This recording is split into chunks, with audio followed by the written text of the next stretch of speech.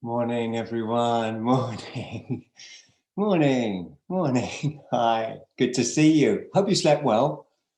And good. Me too. Lovely to see you. As ever, hi, Sabi. Nice to see you. Morning, everyone. As ever, put in the chat. Morning, Amy. Put in the chat if there's any problems. Okay, I'm just reading this. Okay. I'll bear that in mind. Thank you for putting it in. So we're actually going to start with a little Tantric meditation, and it's fairly straightforward, but very, very powerful. I find it very powerful, but it's only powerful if you do it right. And the way that you do it right is to visualize it. Right? So let's do that. We're going to start by sitting. Here's the microphone. We're going to start by sitting. If you if you can sit on a brick block in Siddhasana, that's what I'd suggest. Siddhasana is where you have the heels lined up with each other and the midline of the body.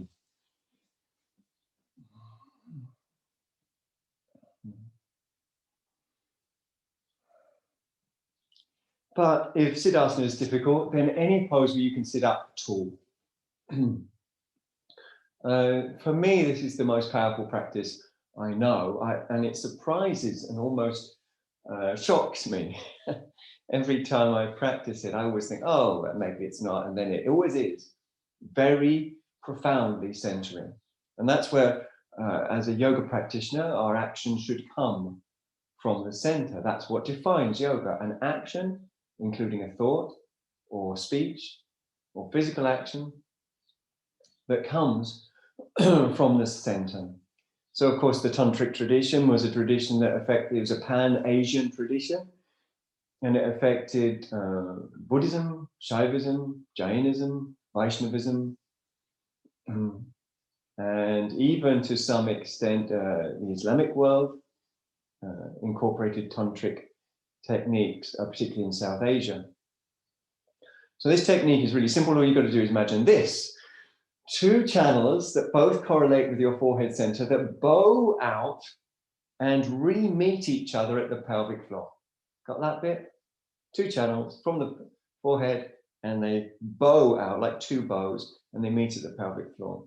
A third channel co-terminates with them at the pelvic floor and at the forehead center, a central channel, but this central channel continues above and beyond that forehead center to a point that's called the Dwada Shanta, which means the space of 12 what? Fingers. 4, 4, 4 makes 12. That's your Dwada Shanta. So that's quite a simple structure to imagine. Central channel, two bow-like channels. All of these channels co-terminate at the forehead center and the pelvic floor. It's just that the central channel carries on above that.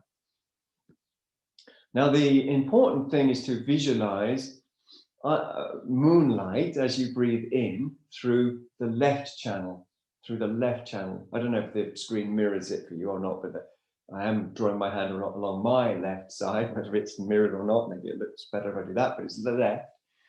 And you imagine moonlight, like not just from one full moon. You've been out on a full moon, you know how bright it is. Not just two, imagine that if it was twice as much light. Not just 10, which would be sort of staggering, but 100,000. Okay, moonlight from 100,000 lights, from 100,000 moons, rather. You imagine that coming down. Now, I visualize this, and I don't know if it's useful to you, as light quanta, little particles of light coming in and sort of filtering down, almost like snow. And I kind of, as I breathe in, some of them, after I've breathed into the pelvic floors, some of those particles of light are still coming down and meeting at the pelvic floor where you pause. So there's a breath in, imagine the light coming in. You hold the breath. When you get to the pelvic floor, some of the little quanta of moonlight is still settling and arriving there, gathering themselves there at the pelvic floor. During that retention of the breath, some of the energy might go up through the central channel. I feel it as sort of shudders or just that sense of powerful energy going up. And then when you breathe out, you imagine the rest of the energy coming out through the other channel. So it's in through the left, imagining moonlight, holding the breath. It's called an Antara Kumbhaka. You hold the breath at the pelvic floor with all this light held at the pelvic floor. And see if any energy wants to go up the central channel. And then when you're ready to breathe out, whatever energy is left comes out with the breath through the right channel. And that's all. Okay, so it's just cycling around with a pause. See if any energy comes up, breathe out through the other. Okay, let's begin. First, take a deep breath in and a deep breath out. Then imagine energy coming from the left side and moonlight from that forehead center. As you breathe in, it moves down with the breath. Some of it's catching up. And then when you finish breathing in, you hold your breath at the pelvic floor. Energy is gathering as you hold there. It catches up with you. And some of it might go up through the central channel. You can even stimulate that by pulling on the pelvic floor. And then you breathe out when you're ready to. Any energy left over through the opposite channel. We're going to repeat this 5 times.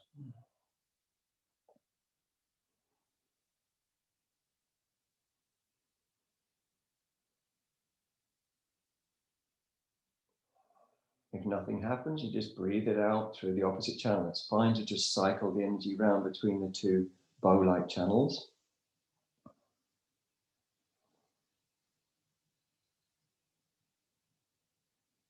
For me, it only works if I visualize clearly the moonlight. And as I say, I visualize like particles.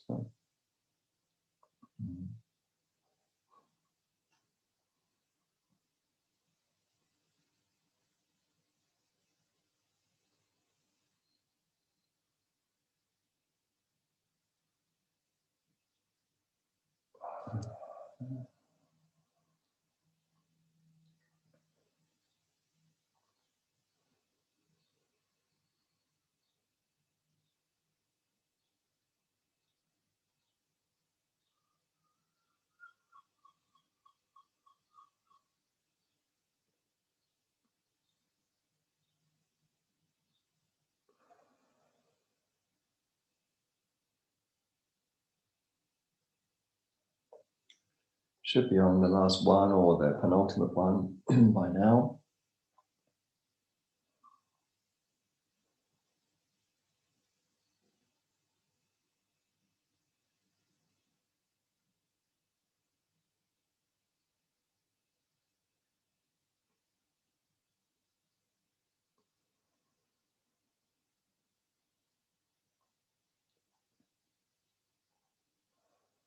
And you just return as if by the ordinary breath when you're finished.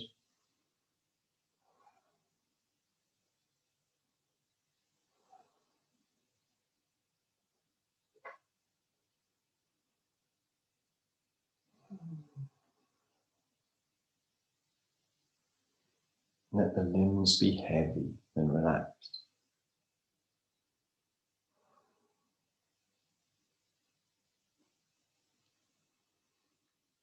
Coming out from Siddhasana, if you were in Siddhasana, and folding your legs back for Virasana. Now, Virasana is a pose. I'd like you to still sit on the block if you don't mind. I think it'd be for our benefit. I'm certainly going to do that. Now, Virasana is a pose where the inner ankles are just on the outside of the outer hips. So you're not sitting on your feet. The inner ankles are just to the outside of the outer hips. Then you can draw the butterfly out and back and interlace your fingers and rest your thumbs on your legs. Catch your breath. Come back to the center. Maybe you never left. Sure. So it's not unusual to find subtle movement when the yogini or the yogin understands their yoga practice as energy, and that they can feel that energy settling and centering, and the movements that they may make, that you may make, that we may make, are part of that centering, that coming together experience, where you drop into the center, the middle, the madhya, the bindu, the point.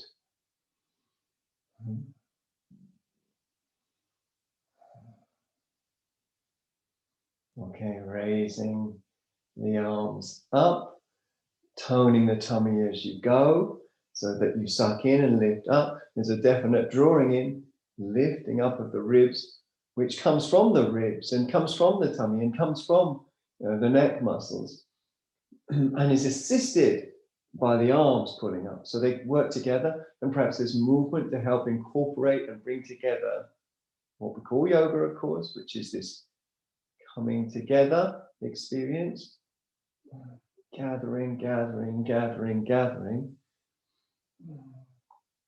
like gathering flowers into a bunch. Okay, well done, big wide circle. Hands to the heart. Catch a breath. Or two.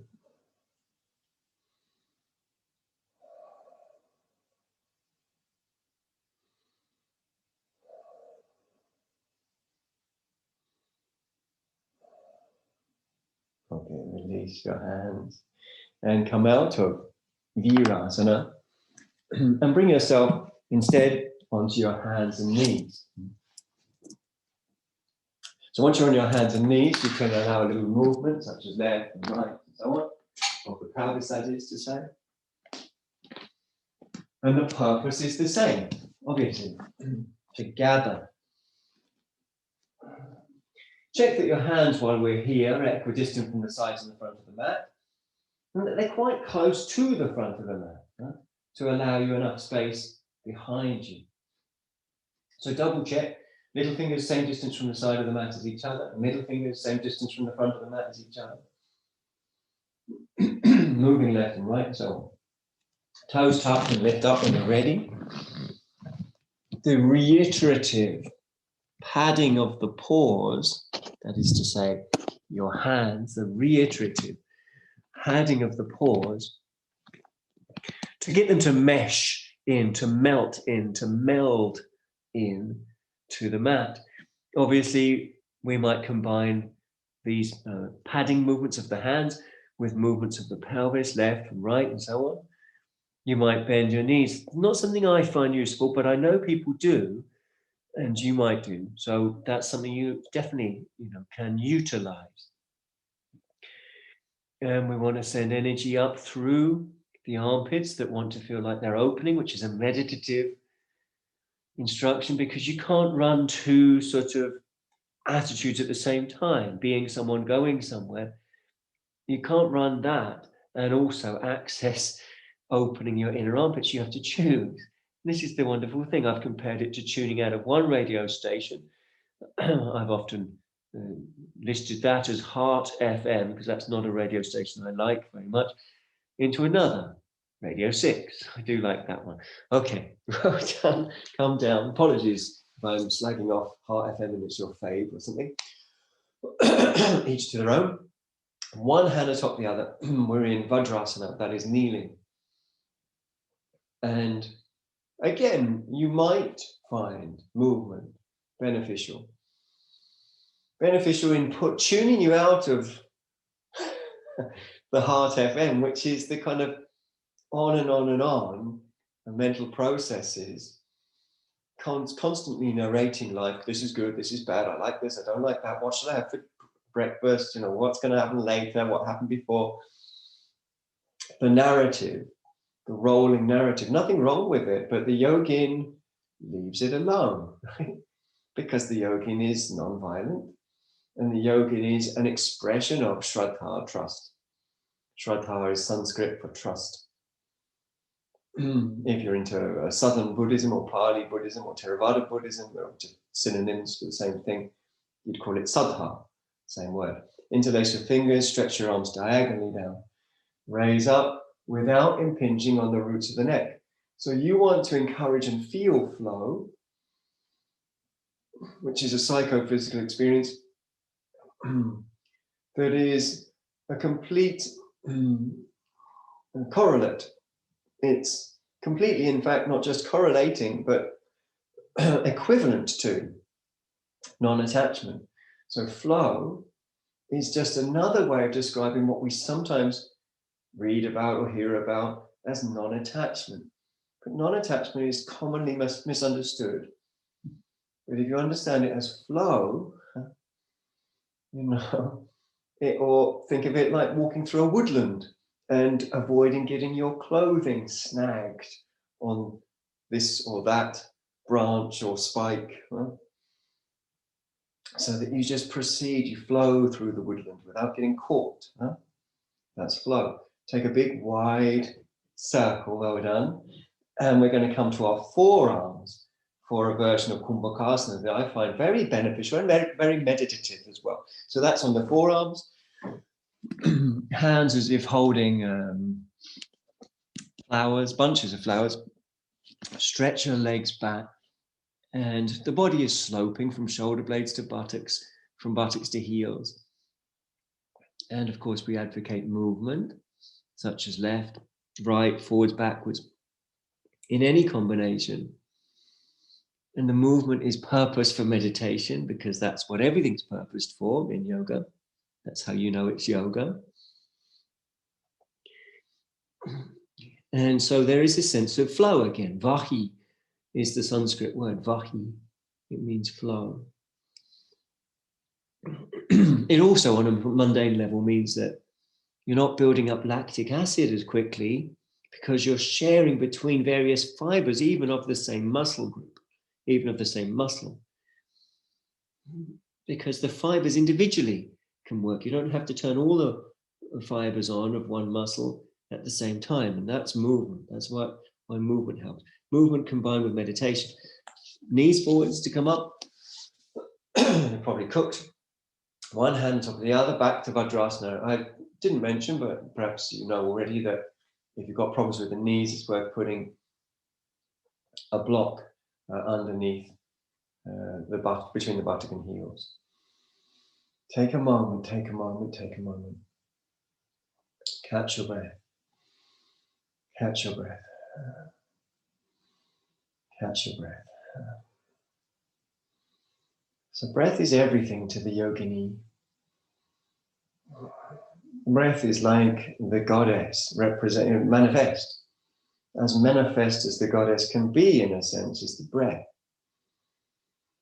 The goddess, of course, is a sort of descriptive way of describing the emotional and relational qualities that one has, that the yogin has, with the interdependent field. Now we're going to bring ourselves up to a standing position. Now I'm going to recommend that you have a cork or wooden or alternative material block, okay? And that's going to go over on the right side of the mat. And you're going to step your feet generously apart. Generously apart.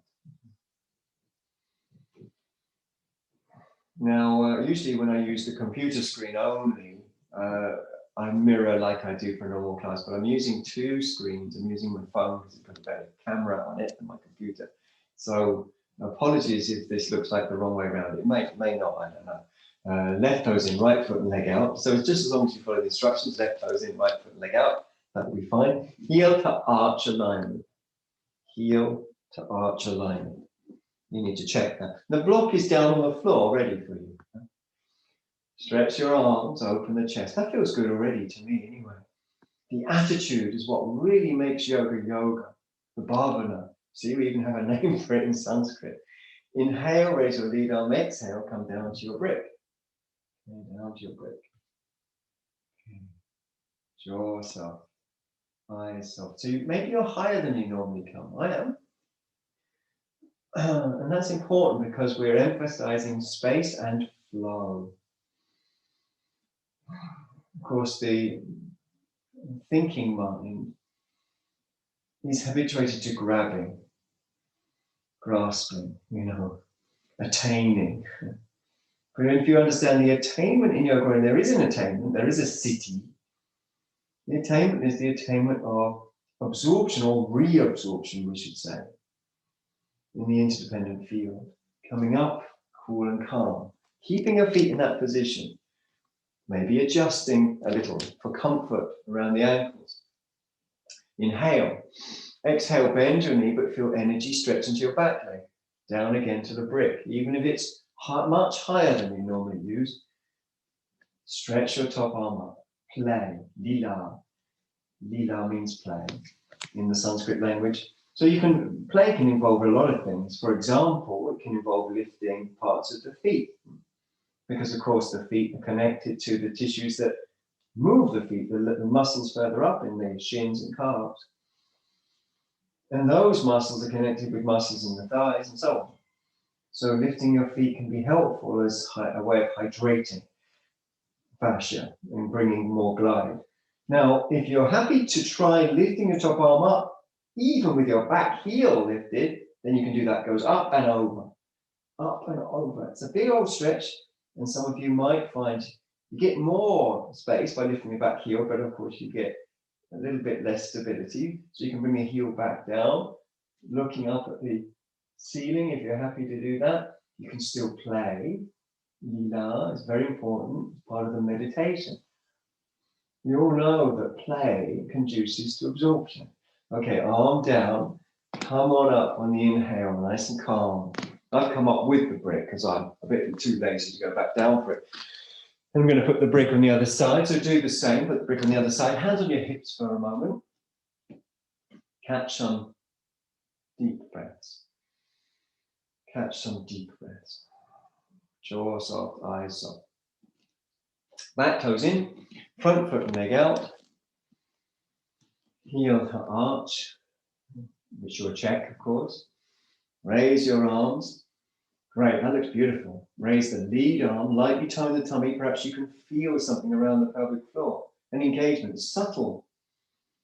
You breathe freely because you're not grasping. Grasping indicates grasping for something that isn't here. What you want to know about is this. Inhale, exhale, come down. Is this, capital T, H-I-S, this. Jaw soft, brain soft. So the Sanskrit root sat, S-A-T, means this or is. Right? This kind of equates to is, I-S in English. It is, right?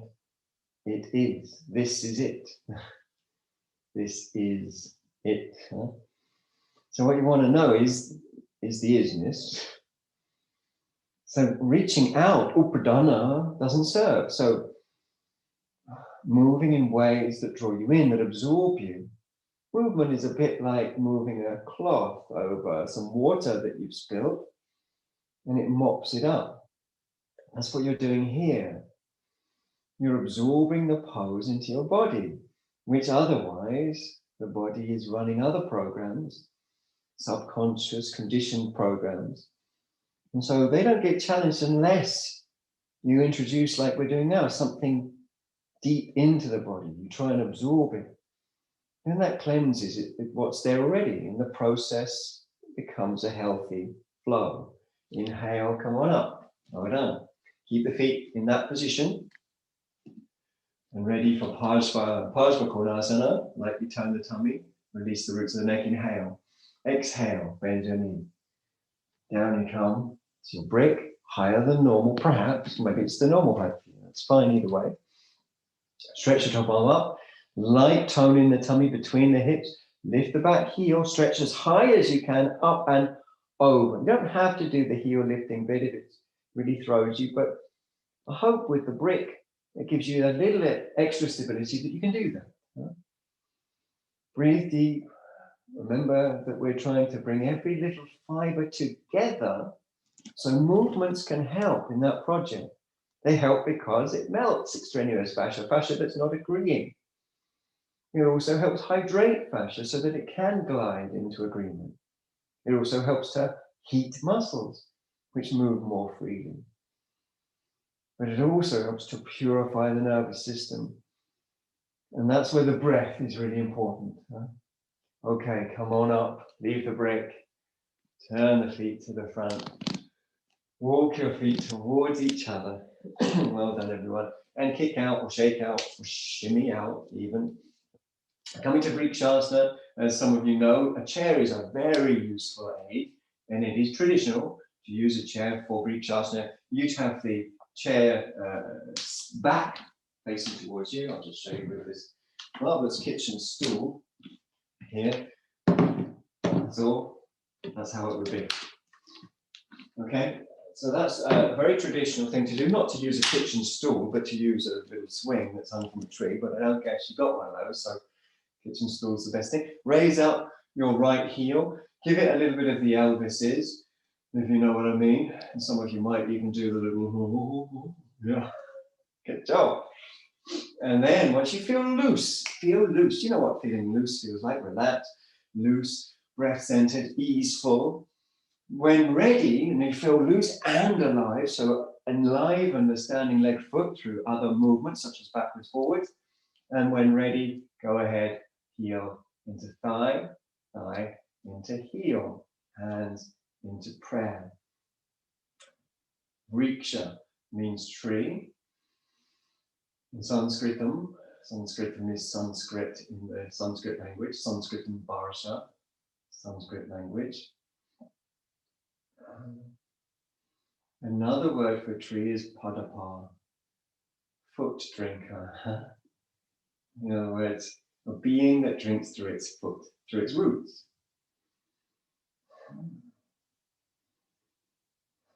I think that's quite evocative in the pose itself to consider a tree as a foot drinker. Something that drinks through its roots, through its feet, as it were.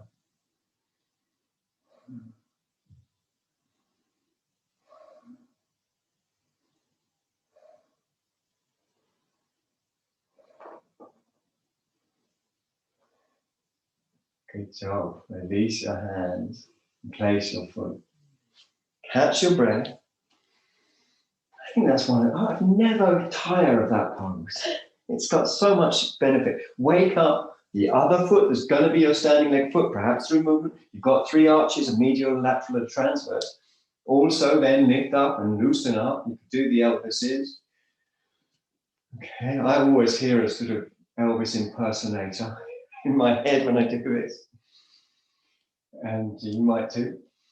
Breathe easy, loosen, and wake up. Not just to loosen, but to wake up the foot that's on the floor, to wake it up. And when ready, with the chair or without, doesn't matter, the heel comes up as high as possible and the hands into prayer.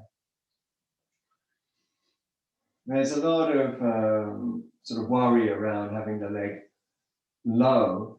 What we want to avoid is if the heel was on the knee, or the ball of the foot was on the knee. But it's okay if the foot arches cup the knee, that's fine.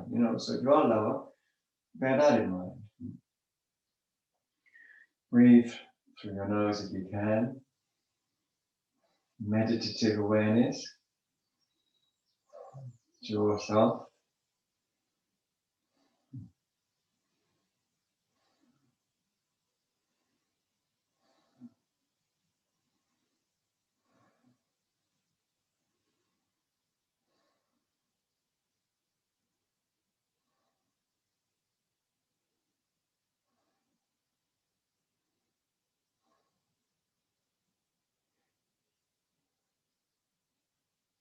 Okay, good job.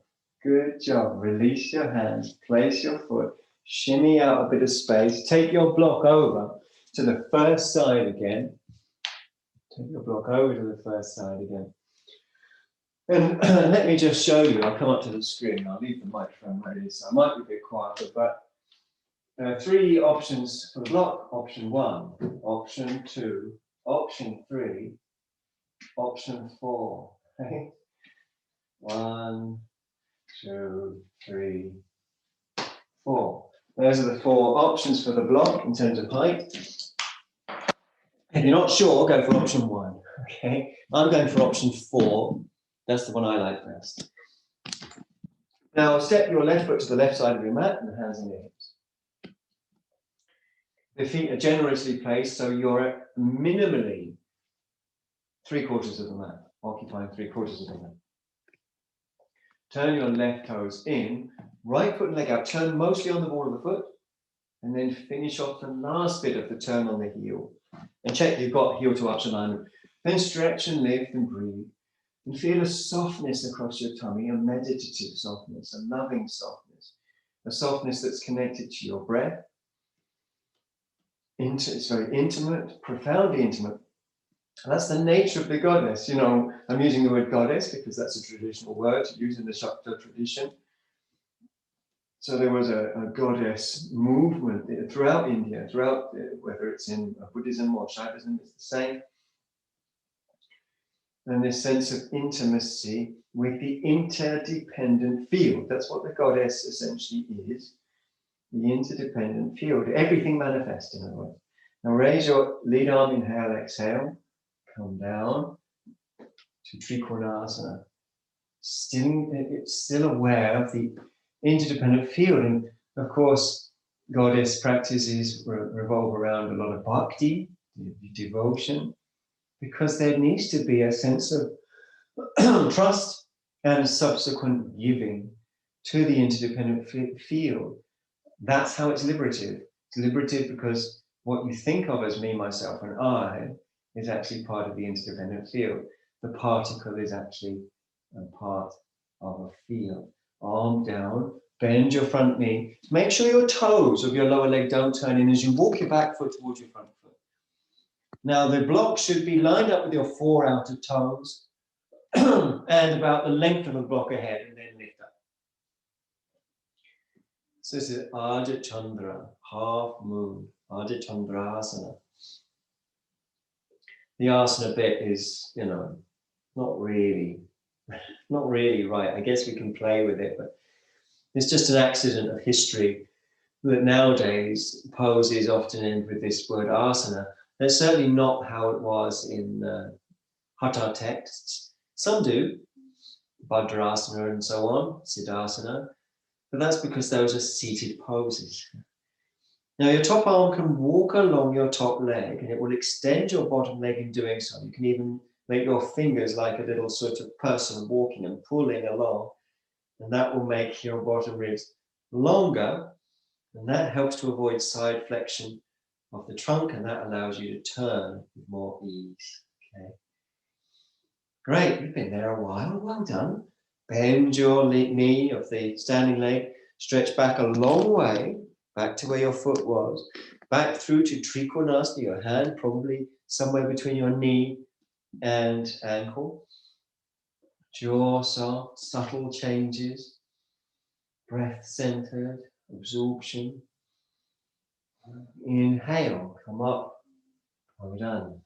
Turn the feet to the front, hands to the hips, walk your feet towards each other. And I think it's quite obvious that we're going to move our block. So move your block to the other side. Same thing. I'll have a little swig of tea, I think, at this point.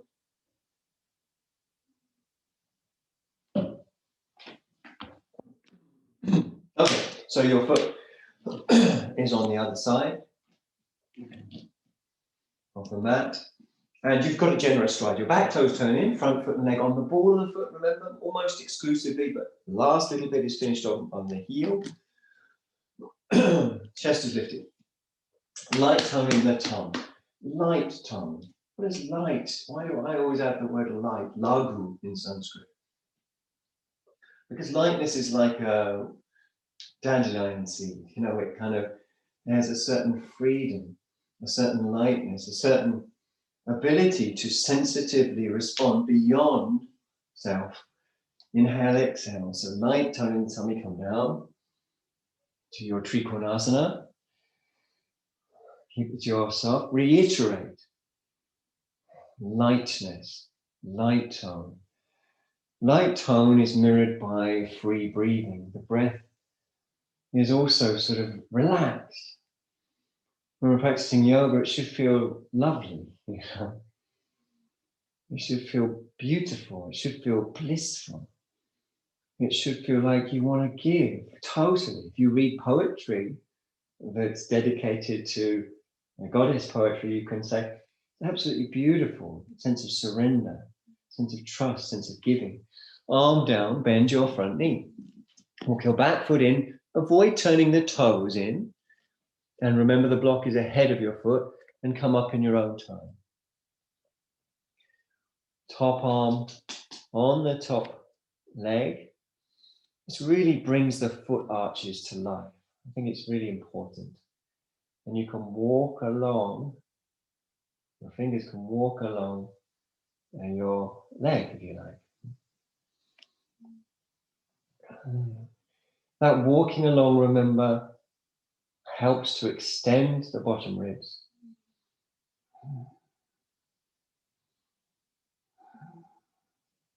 And that extension avoids side flexion of the trunk. And if the trunk side flexes, the facet joints become a little locked. At a certain point, they become a little locked, and then it's very, very hard to turn. So the spine likes to turn best when it's not side flexed. Breathing deep, doing a great job. This might be your more exciting side, if you know what I mean. I can see it is for somebody like, oh, it is my more exciting side. Okay, well done. Bend, come back through. Take a moment in your Trikonasana. Jaw soft. Inhale, ascending, coming all the way up. Well done. Feet face forwards. Hands to the hips. We are going to take a forward fold in a minute. So you might want to walk your feet together to supply yourself with some blocks ahead of you, right? So that you don't do some uncomfortable twisting action. You might want to get your block, pick it up in a sort of sensible way and put it down ahead of you. You might not need a block if you've got short legs and long arms, for example. But we're going to be coming into Prasrita Padottanasana. Now in Prasrita Padottanasana, what I recommend is spending a bit of time on your feet. That is to say, spending time opening and lifting and moving your feet. So I do that, one way I do that is to lift up the whole front portion of one foot, spread out the toes, and jostle the ankle a little bit in a way that feels beyond thinking. Don't use thinking for this, it doesn't work. Use feelings, or feeling rather, not feelings, but feeling. So you feel into it, you feel into it, you breathe into it. So, sorry if it sounds nerdy, but when Obi-Wan Kenobi says to Luke Skywalker in the first Star Wars film that we all saw in 1970, whatever, 7 maybe, when he says, reach out with your feelings, Luke, when he's trying to bash the little thing that's flying around and he's got his eyes shielded, he can't see. That's exactly the right attitude. Now, as you move your feet, as you wake up to the body, reach out with your feelings. It's not an abstract sort of spaced out thing, but it's powerful, powerfully real beyond thinking. Now lift up from your groins. Exhaling, coming forwards over the top of the front thighs. And this is where you probably will find a block useful. I've got a good range of motion, or a wide range of motion. Let's not qualify these things with good, in other words, that's confusing language, but a wide range of motion. But even so, I find a block very, very useful. Because remember, the use, the word utility here refers to what is useful in terms of not getting caught up, and therefore in terms of absorption into the goddess, the interdependent field, because she is dancing all the time. She's often described as a dancer, especially in her form Prakriti, which is how the goddess is described in her original instantiation.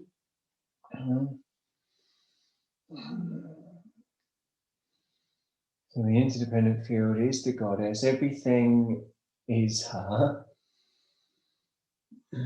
But because of this habit, we describe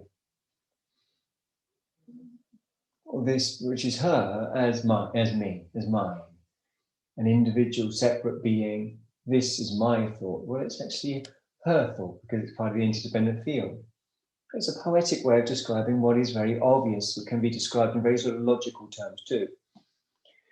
Now, after a while, it may be that the hamstrings release and maybe the block does get lowered, and then you might repeat. But lowering the block isn't the goal. It doesn't matter if the block stays high or low. The goal is movement in ways that create absorption. So for example, when I'm moving forwards and backwards, allowing things like the balls of the feet to lift up and then Sometimes the heels and jostling between the outer leg and the inner leg to get depth on the outer and lift on the inner. But none of it's coming from thinking. It's coming from what we sometimes use the Sanskrit word seva, which means service, a sense of spontaneous service, seva. Now, on one level, these things we, with our skeptical modern minds, we can think, well, this is is this not just sort of a silly belief? But it's just language, it's effective language. And anyone who studies science to a truly deep degree will tell you it's entirely mysterious. It's counterintuitive. Right?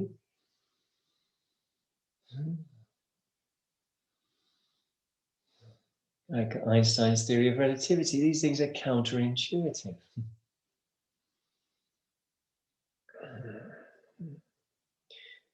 It sometimes happens that the lower back dips down because of the loosening of the pelvis, and it can feel tight because the tissue from above and the tissue from below compress the tissue in the middle. In other words, the ribs and the top of the pelvis crush the lower back tissue, and it can feel only comfortable for if that situation arises if you go lower. So that's an option, but it's not it's not what the goal is. The goal is flow, not getting caught up, because that means that you're surfing the moment, you've given to the moment, no longer clinging or attaching a sense of self to things that aren't autonomously mine, things that belong to nature. Prakriti is another way of describing the goddess, is just to describe as Prakriti. The word Prakriti literally means very created, so sort of codependent. Whichever way you came in will come out through a method of going back up, using the blocks and so on, and walking the feet a little closer as you come to your highest point on the block, and then ascending from there. And then finally walking the feet towards each other and have a little kick out or a little shake out. Now, it's treat time. So now that doesn't mean I'm going to make you a delicious breakfast, although I would wish I could. But instead, it means you're going to put two blocks together if you've got it like this. Long side to long side. Okay, and then you're going to fold over your mat. And this is the treat bit, because you're going to cross your legs on the blocks and your bum is on the floor. It's a preparatory for what we're going to be doing afterwards. It's also offers a little compassion to anyone who's a little tight around the tummy or sore around the tummy. Now, I should say before we get too far along the line with that some people will find it useful to have a blanket, especially if you're feeling a little tender today. That can be useful. So the blanket would go if you were to use it, and this might be because your knees are up high. The blanket would go very loosely under your shins, right? So I'll do a slow motion version of that. In case you didn't see it, here's the blanket. My knees are raising towards each other. I go in front of the shins, pull it back, and the legs rest. So that can be quite nice. I'm going to do it without that, but that's an option. And then fingers back behind you, tuck the buttocks under towards your lip, 2 or 3 times. You're essentially tilting your pelvis. Then down to your elbows, tilt more. Then take the elbows a little way apart, and you're down. Okay. Oops, sorry about that noise. Once you're down, stretch your arms up to the ceiling and sway them about a bit, so that as your arm goes one way or the other, the shoulder blade lifts up on the opposite side to the side you've taken the arms. And as the shoulder blade lifts up, you can pull it further over as your arms come further towards the floor. This way, again, you're hydrating, you're melting, you're warming, and you're purifying the body of what we call resistances, which are actually preoccupations, samskaras, within the body, mind, breath. So eventually the arms, through repetition like this, may be able to come down to the floor, although you might find you need to put your arms on something a little higher than the floor.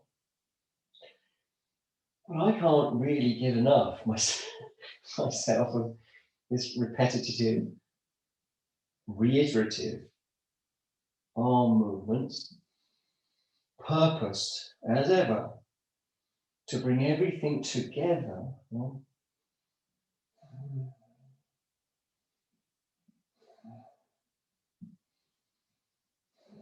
And you're bringing everything together as if you're sort of putting everything on an altar, like the Greeks, ancient Greeks used to do. And similar to the ancient Aryans and therefore the ancient Vedic Indians, we can say.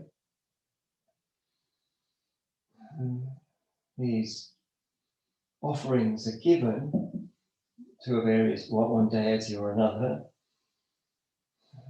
in the hope that the giver of these offerings thereby adopts temporarily or fully some of the qualities of that deity, or at least the protection and support of that deity. So that's all a metaphor in this case, anyway,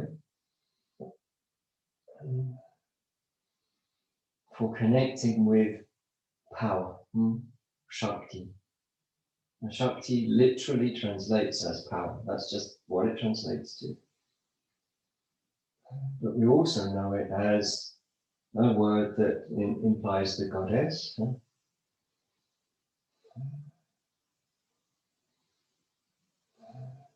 It's the power of being interconnected, seeing, as it were, the code of the matrix.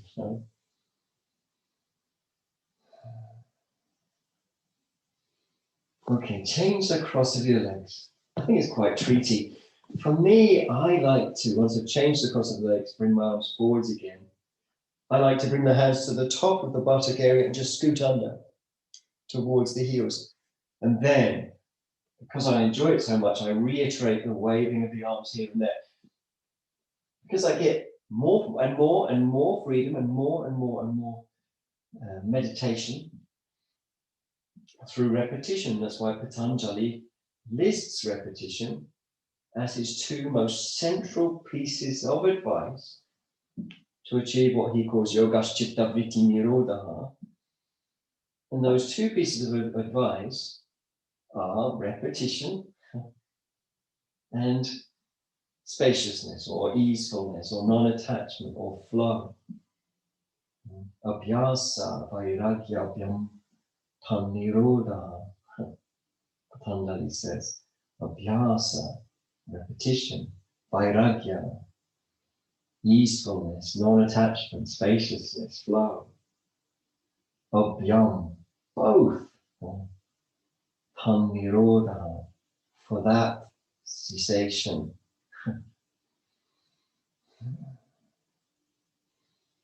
Bringing everything together, offering it over through the breath, through trust, through the sense of giving. Means that as you give, you re-arise in your true form, which is power, and these powers are quite specific. They're the powers of knowing, of acting, and of willing. That all comes together as a spontaneous response to any given moment. Now bring your legs back together and bring your arms forwards, quite a big stretch. Now you might need to take a belt here. I'm going to suggest that you do. I'm rolling to my side to come up from the side to get a belt. And then, joy of joys, we're going back down to our backs. So once you've got a belt or a strap, dressing gown belt, whatever it is you're going to use, then we're going to lay on our backs with a head support. So laying on your back with a head support.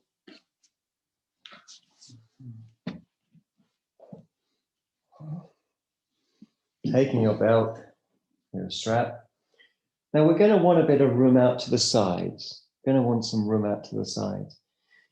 It depends on the size of space you've got there. Perhaps you've got room to both sides. That's great. Or perhaps you've got room only to one side. Well, that's fine too.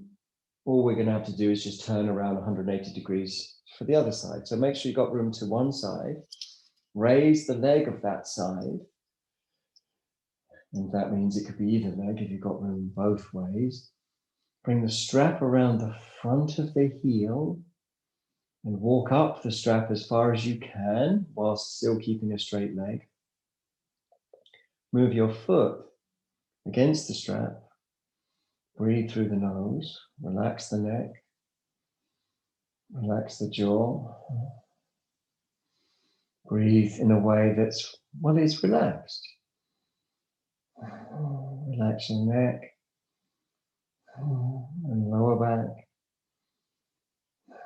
and shoulder blades. A beautiful pose just in and of itself. Then we're going to flex up the lower leg. We're going to flex it up. That means close the angle between the thigh and the pelvis. That's what flexion intimates here. Extend the leg by skimming the heel as if you were skimming a stone. So touches, lifts and travels, touches, lifts and travels. There's energy drawn up, combed up, pulled up the front of the leg, reiteratively. And you might find you can nudge a bit more length into the inner groin of the lower leg, using the foot of the lower leg. A bit more length, a bit more space, a bit more stretch in the inner groin. I really like that feeling. I think it's very beneficial. Hold the strap with one hand only. The same hand as the leg you've got raised. The other hand's going on the thigh of the lower leg. To reiterate a meditative release of the thigh bone and, of course, therefore, of the tissues that are habituated to pulling it up. Pull the top leg a little closer to you and then out to its own side. And as you're coming down, imagine and feel through your breath and mind space between the front hips. A softening between those front hip points. A softening between those front hip points. A softening that's connected to breath, connected to trust,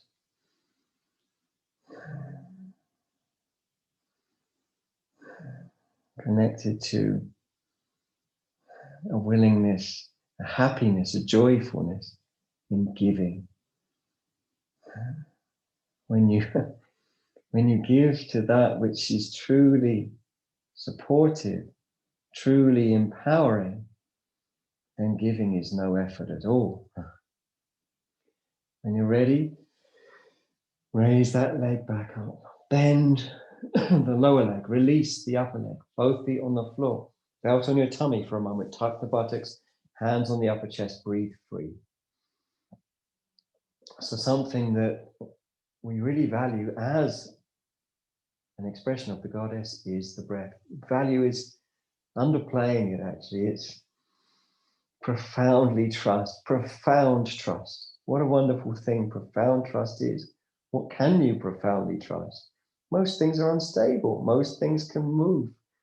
The breath is always honest. It's the only thing that always expresses itself honestly.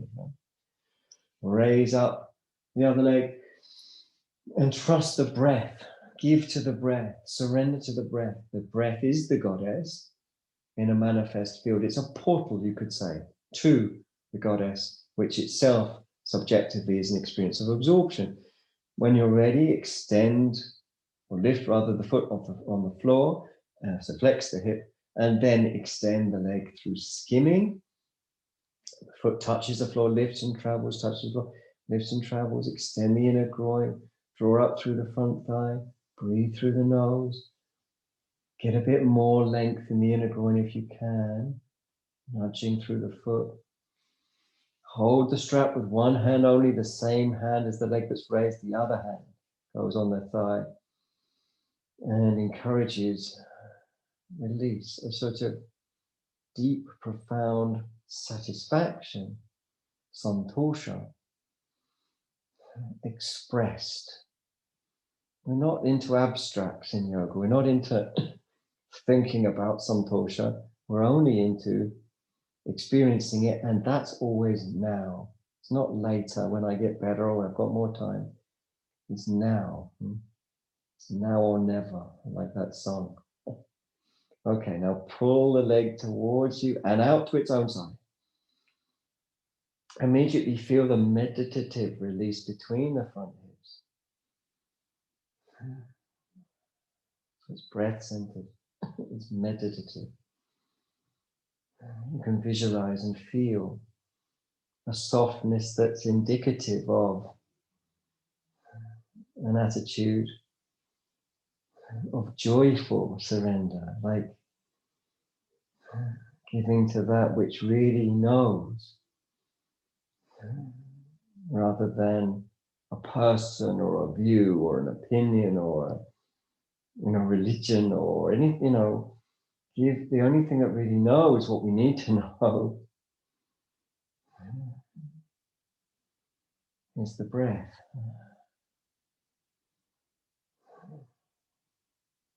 It's interesting that the German word for breathing, atmen, is almost identical phonetically to the Sanskrit word for essence self, atman. Okay, bring the leg back up in your own time. Bend the lower leg, release the upper leg. Place the belt on the floor. Tuck the buttocks under. Bring the legs up and give them a hug. You can do it with your knees apart or together. I'm a knees apart hugger in this situation. And then rolling around. You might roll to one side and you go there and there's like nothing in a good way, like shunyata, nothing. Emptiness. Nothing means nothing in particular. In other words, nothingness represents the term used in Buddhism and later in the Shakta tradition of Shaivism as well. It's a term that refers to a unifying experience or unified experience with the field. So roll around looking for those. Well, I find one to try and describe it to you and I can't speak because there's nothing in particular. It's a flow of everything, so nothing in particular can be grasped.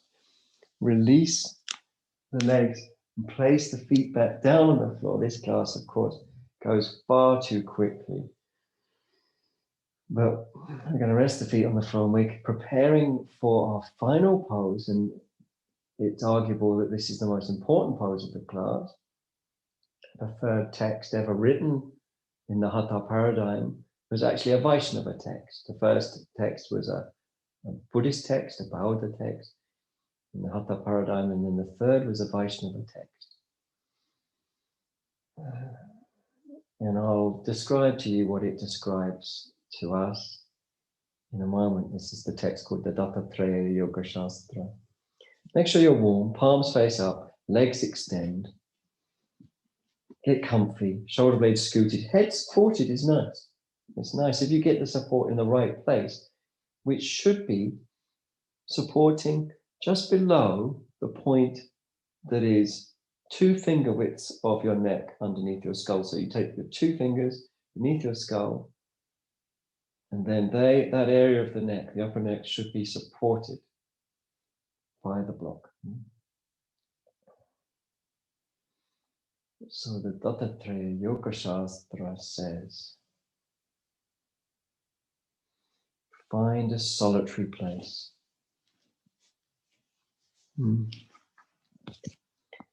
Find a lonely place, a solitary place where you don't feel you have to be anybody. Lay on your back with your mouth facing the sky, as if you were dead, it says.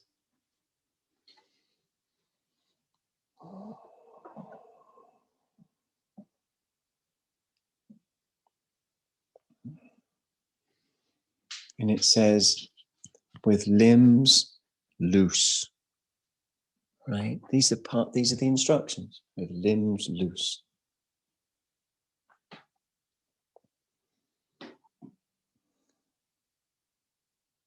And it says, concentrate on the big toe of your left or right foot.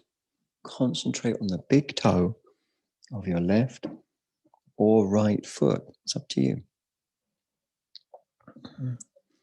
The purpose, the text describes, is layanam in Sanskritam. Layanam means melting, absorption.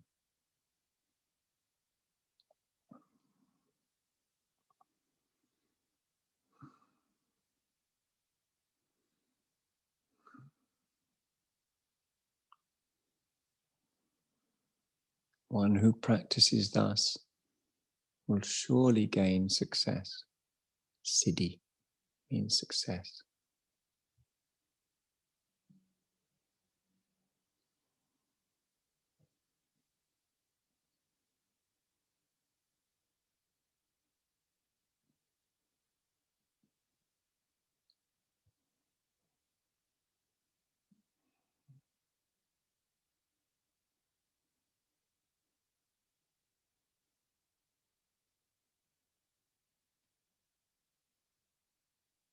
Merging with the interdependent field naturally, automatically negates clinging and grasping.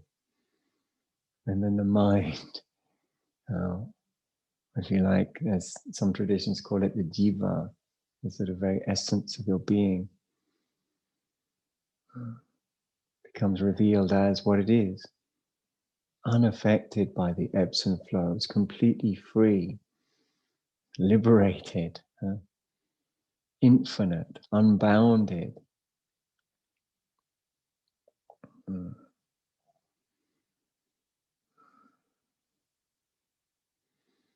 No, of course you're at home, so you have the prerogative to lay on, but as it's my responsibility to keep this class on time for those that need it to be on time. Those who are ready or want to move can wiggle the toes or fingers, ankles and wrists, bringing a little bit of life, a bit of sort of awakeness. It's like then the soul or the jiva or the pure consciousness that's became rarefied a moment ago, now in full awareness, re-penetrates into the body, like the body's new. It's now lit by a new light. And feeling that when you bend the legs, you can feel it as a sort of magical, marvelous new experience. Like, wow, feel that, and the way the body moves. And then scoot under the buttocks so that the lower back is long. So once your legs are bent, scoot under the buttocks. And let the lower back release. Let the lower back release with a deep breath. When ready, roll from there to your left. And lay as comfortably as you can on your left side.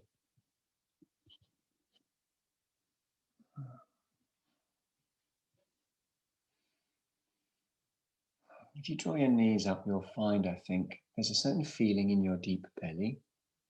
That's it. And if you pay attention to that feeling in the deep belly, it has a profoundly soothing effect. Identical to the effect of deep sleep. Even just by dwelling with it for a moment.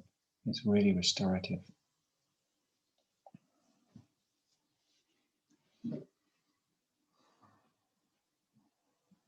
When you're ready, roll to lay on the other side equally comfortably.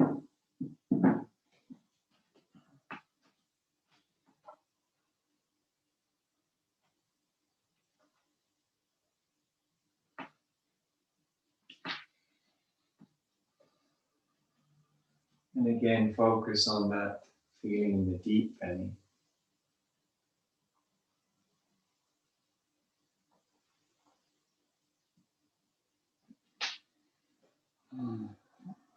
And take your own time to come round. You might want to rub your eyes or run a hand through your hair.